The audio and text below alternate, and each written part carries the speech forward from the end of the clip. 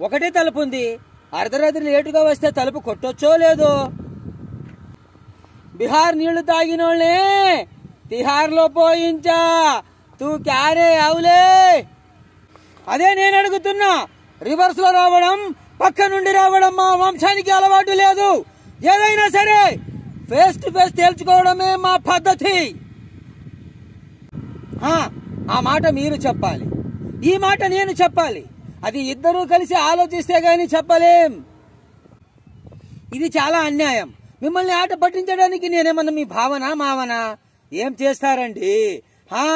ఇది చాలు మన పెళ్లి పుకారు ఊరంతా షికారు చేయడానికి. నా పరిస్థితి కూడా అదే. ఈ ఊ